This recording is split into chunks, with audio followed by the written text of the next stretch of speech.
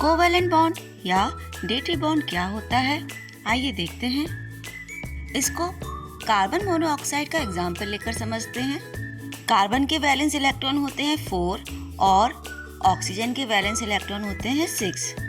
अब इन दोनों के ही वैलेंस इलेक्ट्रॉन को हम अलग अलग कलर से ड्रॉ कर लेंगे इस तरह से।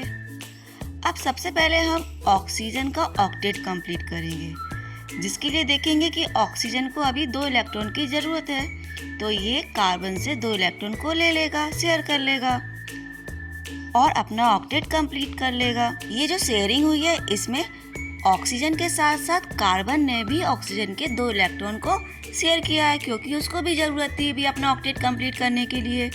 तो इस तरह की शेयरिंग जिसमें दोनों ही एटम ने बराबर से इलेक्ट्रॉनों को शेयर किया है, यानी कि कार्बन ने ऑक्सीजन के और ऑक्सीजन ने कार्बन के, तो इस तरह की बॉन्डिंग को बोलते हैं कोवैलेंट बॉन्डिंग, जिसमें कि बराबर की शेयरिंग हुई है। और यहाँ पर 2 कोवैलेंट बॉन्ड आ जाएंगे।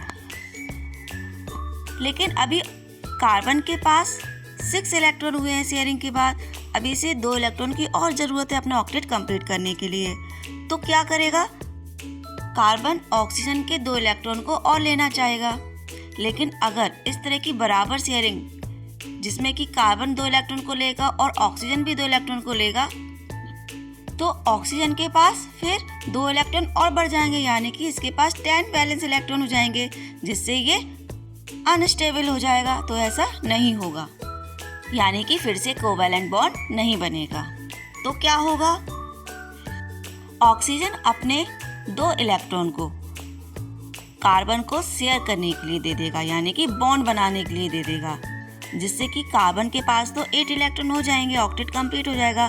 लेकिन ऑक्सीजन कार्बन के इलेक्ट्रॉन को शेयर नहीं करेगा, जिससे कि उसके पास 8 के 8 इलेक्ट्रॉन रहेंगे और कार्बन के पास भी 8 इलेक्ट्रॉन हो जाएंगे। तो इस तरह की बॉन्डिंग को बोलते हैं कोऑर्डिनेट बॉन्ड, जिसमें कि एक एटम इलेक्ट्रॉन डोनेट करने का काम करता है। डोनेट मतलब कि पूरी तरह से नहीं करेगा, सिर्फ शेयर करने के लिए देगा, और दूसरा एटम इलेक्ट्रॉन को एक्सेप्ट करके बॉन्ड बना लेगा।